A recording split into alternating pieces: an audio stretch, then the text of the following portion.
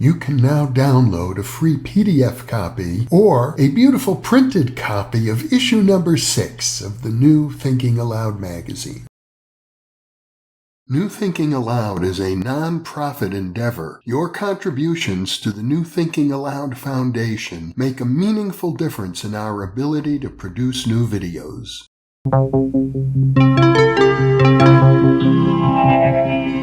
Thinking Aloud. Conversations on the leading edge of knowledge and discovery with psychologist Jeffrey Mishlove.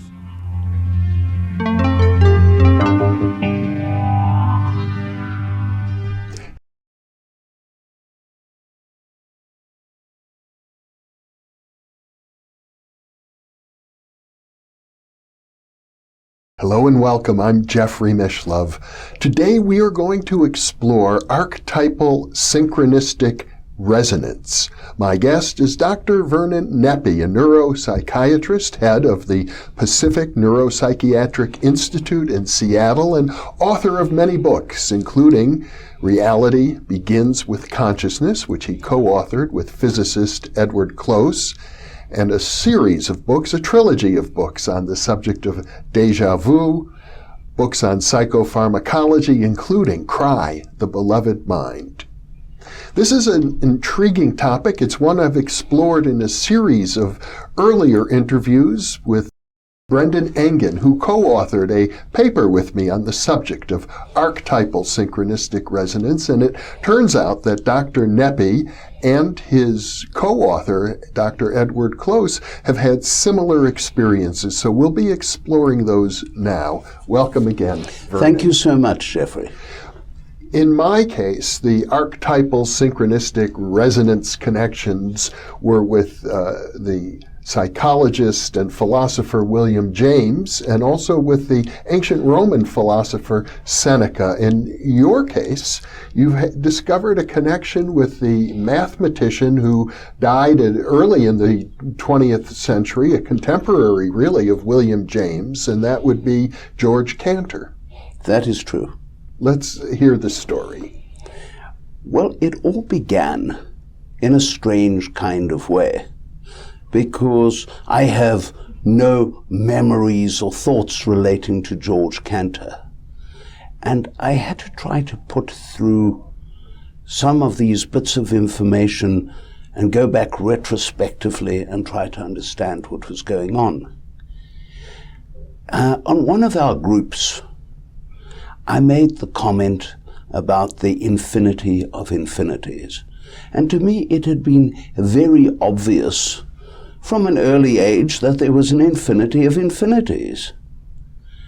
And one of the more senior members of this group said, "What are you talking about? What's an infinity of infinities?"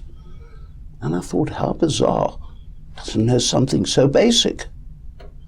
And I went on the internet and I discovered that most people didn't talk about the infinity of infinities, but Georg Cantor, a mathematician, a great mathematician, probably the leading mathematician of his kind in the late 19th century, early 20th century, who won even the Sylvester Prize in 1913 for his contributions to mathematics. And is the founder of set theory, which, as I understand it, is the basis of the so-called new math that's taught to every school student in the United States. Exactly that.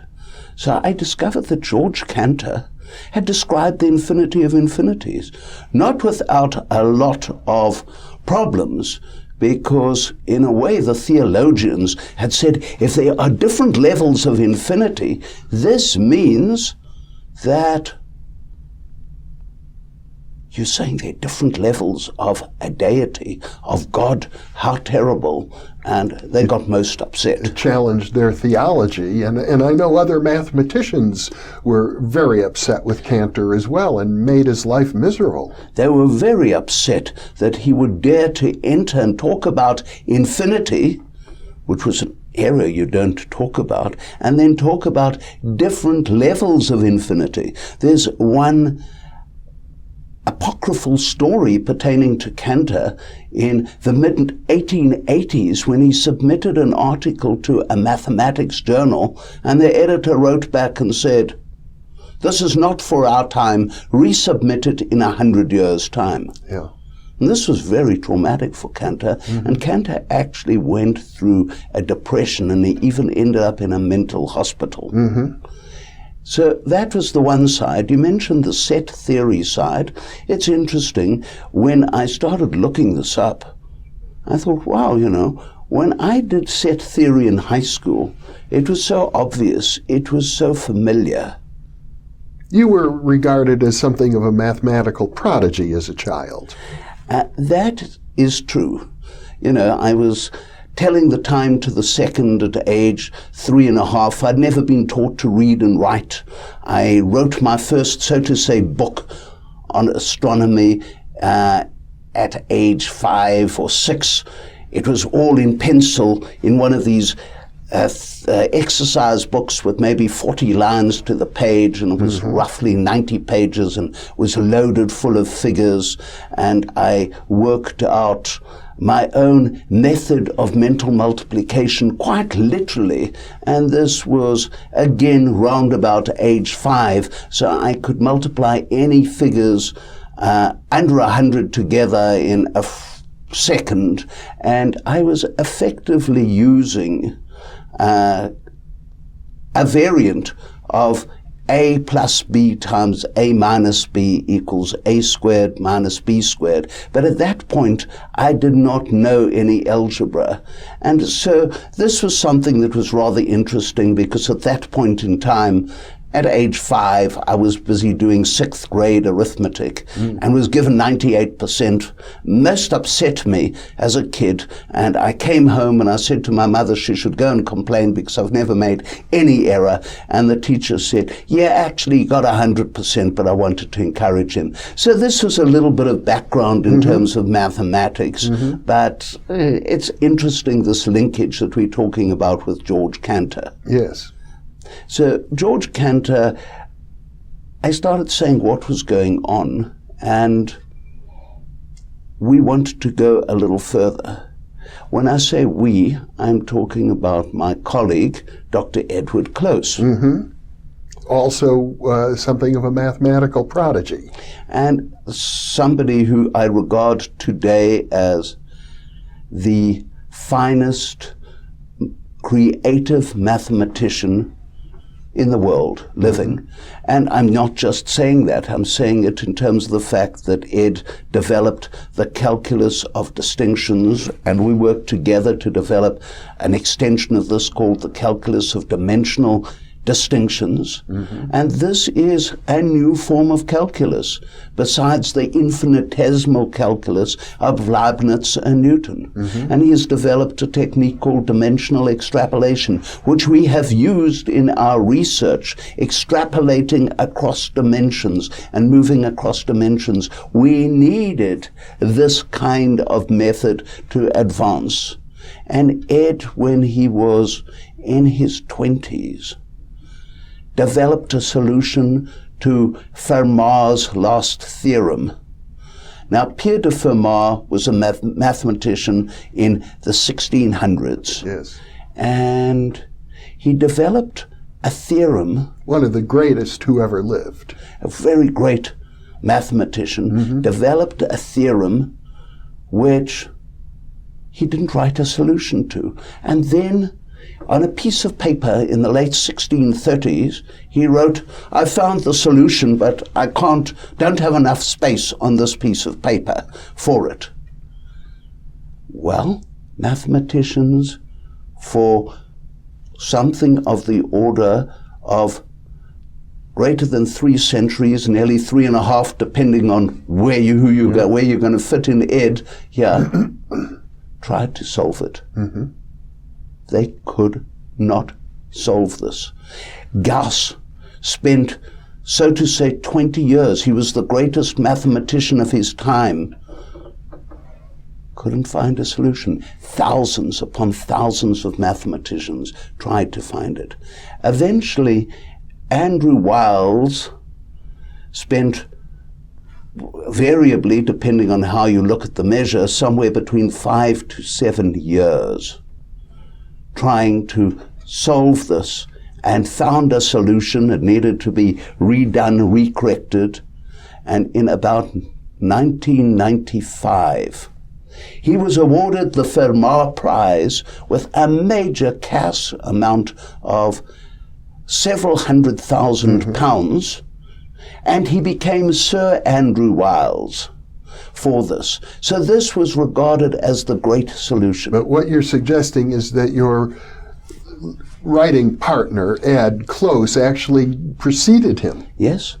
In 1969, we call it FLT 69, Ed, as early on in his mathematical career, he had a bachelor's degree in mathematics at the time, wrote a solution for Fermat's last theorem. He sent it off to one of the local professors of mathematics, who said, "Oh, this can't be so." And we've had this experience on many, many occasions since then, because it doesn't include the number 2, which meant he didn't understand the theorem at all, because it really starts with the exponent number 3. But never mind. And Ed was a little discouraged, wrote back to somebody else, and he said, "I haven't got time to go through it, but I'll give it to my fellows." And he gave it to his fellows, and the fellows couldn't find anything wrong. And then it just so happened that Ed was transferred to the Middle East, and it got neglected until many years later, when Ed and I were working together, and in our book Reality Begins with Consciousness, it just mentions that Edward Close has produced a solution for Fermat's last theorem. And again, we were challenged in relation to this. And somebody came along and said, "Oh, this must be wrong." And this was an esteemed physicist. In fact, we have been able to demonstrate, and other mathematicians have demonstrated, that Ed was right and he was wrong. And subsequently, we've been through 50 different mathematicians. There is not a single one that has been able to refute it. Most don't understand it. Those who do sometimes try and say, "But what about the case of this?"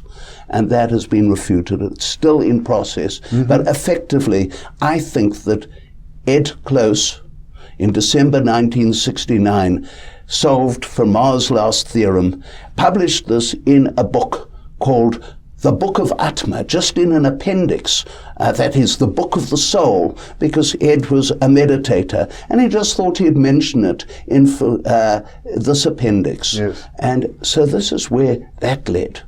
Now, what was fascinating was, when Ed was round about 20 or so, he had gone with a friend. The friend wanted to go to a medium.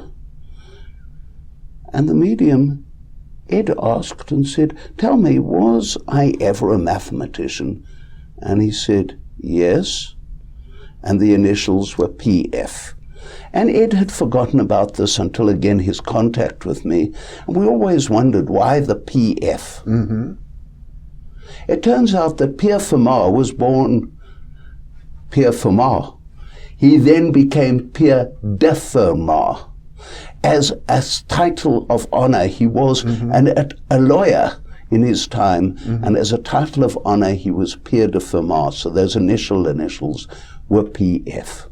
It also turns out that Ed's son had his own son, and for some bizarre reason, the name just came to him, a good American male. Ed didn't know this fact either, but it wasn't discussed with him. He had no contact in terms of name. Ed Close's son called his son Dominique. Which happened to be the name of Fermat's father. Exactly that. But more so, strangely enough, this little baby at age 1 or so, or 1.5, would boss around Ed like he was his father. And this was even noted by Ed's wife, Jackie, in that regard. So this was just a sideline component. So there's the notion that perhaps Ed is the incarnated soul who was once Pierre de Fermat. Yes. And that you had a similar thought that you might also have been the incarnation of Georg Cantor. Well, you know, when we're using this word incarnation, Yes. as you know, Jeffrey, because you can use your own examples here, it might be a little prejudicial. Let's just use the term in some kind of way linked with some fabric or some spark of these individuals in some archetypal, synchronistic, resonant manner. That's the way I like to think about it, but in my case, especially with regard to the William James and Seneca connections, they were confirmed by a methodology, not really a scientific methodology quite, but one developed by Dr. Walter Semkiw, and I've interviewed him about his methodology, and confirmed by trance channeler Kevin Ryerson and his spirit guide Atun Re, supposedly an ancient Egyptian priest. And the same kind of confirmation occurred with you and Ed. Exactly that. What happened was, through contact with you, I was able to make contact with Walter and indirectly, therefore, with Kevin, and the confirmation, supposedly through Atun Re, that Ed Close was, again, we're not using that term reincarnation, but that's the way Semkiw conceptualizes it. He would conceptualize it as Ed Close was the reincarnation of Pierre de Fermat, and I was the reincarnation of Georg Cantor. And then he was asked, well, were they ever together in the same life? This is the interesting part. And we were told they were, and they were, so to say, correspondents with the great Leibnitz. So we were able to link up a date at least. Leibniz, of course, as we pointed out, one of the things he did was Leibniz Newtonian calculus. So he was a very great man, a great man of his time. A mathematician. And we learnt that those, so to say, spirits were all mathematicians with a major interest in astronomy and a major interest in Kabbalah. And Ed went along and started looking at the internet, and we discovered that there were two, and only two people, who would fit these identities.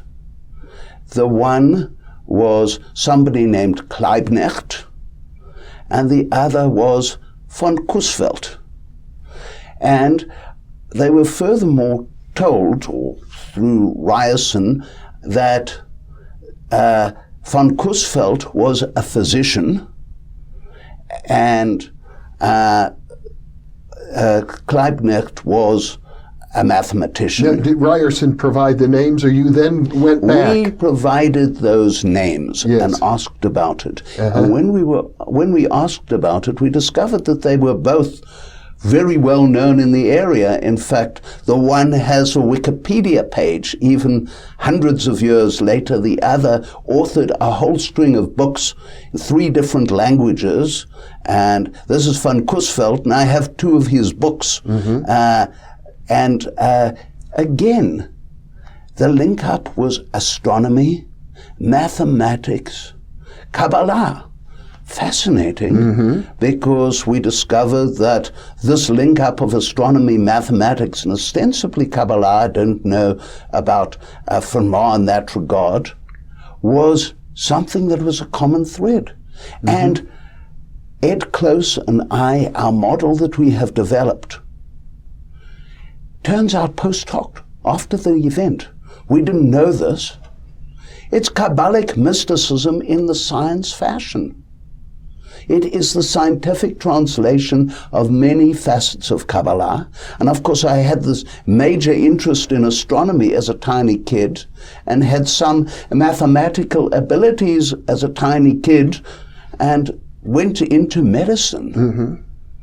And Ed, it's the same thing.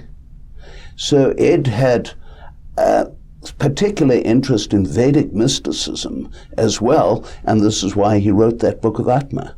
So there are these link-ups there. We have found between us roughly about 21 different aspects of correspondence. And then the question comes up, why Ed and why me? And there are many synchronicities between the two of you. Very much so. To the extent that I joined a group called the International Society for Philosophical Inquiry. There was only one reason why I joined it, was I had developed a theory which was called vortex n-dimensionalism. And I would talk about it, and I had even presented it to one subgroup of the American Philosophical Association, and I got a standing ovation for it. People were very excited. But there was a flaw, and that was, how could I test it? What was a testable hypothesis? And Ed, in the meantime, had developed his own model reflected in his book called Transcendental Physics. And I joined this ISPE group to find a like mind who I could try and develop my thinking with. So we met up electronically, so to say. We exchanged information. And imagine writing an email to somebody. You've exchanged some information, but imagine writing and saying, Ed, you know, and I know, that we are supposed to work together on our theory. And Ed knew, and I knew, and we joined forces, and it's been now approaching 8 years. And that's a very presumptive thing to say to a person you never met face to face. Very presumptive, and never exchanged a word over the phone. And suddenly, but I knew he would understand, and I knew I would understand. Yes. And the synchronicities are all the time there. I was traveling to South Africa. Ed was traveling back or traveling to the Middle East at one point in time. And it just so happened that we were both going to be in Amsterdam in transit, and that's where we first met. In the airport? Well, actually, Ed came to my hotel. Okay. But effectively. Yes. And so we would have these kinds of things, and I would wake up with an idea, and I'd quickly go and write it down. And when I say quickly write it down, my wife would say, oh, so you've had a thought. And I'd say to her, just be 2 minutes. And 5 hours later, I'm still busy writing. And then I would discover Ed would have similar kinds of events exactly the same time, the same day. When Ed would get sick, I would get sick. And so there are a lot of strange kind of mimics here. And we both know that this is, so to say, the song we have come to sing. Well, it sounds like the phrase archetypal synchronistic resonance applies to your relationship with Ed and your connection with Cantor and his connection with Fermat and the two correspondents who both were corresponding with Leibniz, but not necessarily, I gather, with each other. Right, we don't know if they were with each other. But here is another interesting thing. So we had to dedicate our book.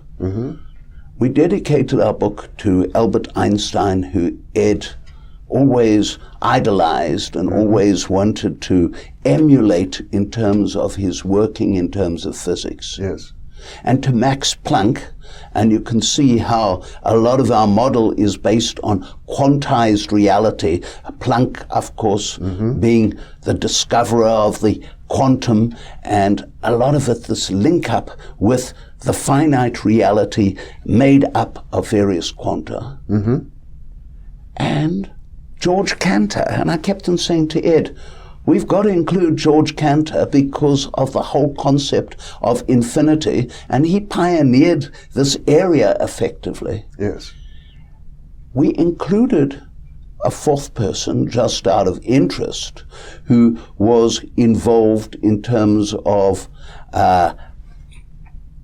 saying effectively all proof is impossible because Gödel. it's all contained within the component, and Yes, this was Kurt Gödel, Yes. and he therefore was included. Uh-huh. But later on, in a later edition, we said, we've got to add in Pierre de Fermat. Yeah. So it's just interesting because there are link-ups of these individuals, and these theories are very, very interesting. Well, we have about a minute left if we keep to our time, which is probably a good idea. How would you conclude all of this? What would you say? Do you think there is a... It's the million-dollar question, because, to prove anything reincarnative, so to say, you've got to go several steps. Survival after death is one. And with the survival after death, you can always say, are there little memory components? Yeah. Is there any kind of aspect that is fitting in there that is resonating? Is there some kind of archetype that is fitting this all in? Are we just little aspects of sparks that are coming through? And are Ed and I having some of these synchronistic sparks as well? Because despite our diverse areas, we come up with the same things repetitively, and we have the same kinds of ideas. We never have to argue about facts over 7 or 8 years, about theories.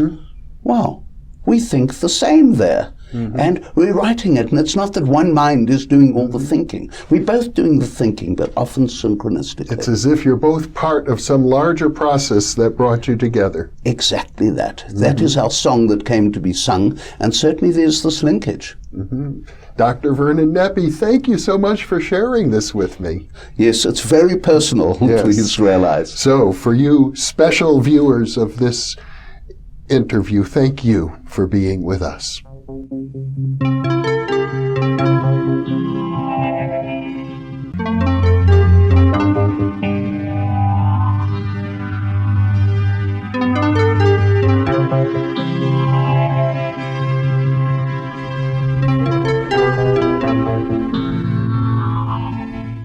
Book 2 in the New Thinking Aloud Dialogues book series is a tribute to parapsychologist Russell Targ, celebrating his 90th birthday.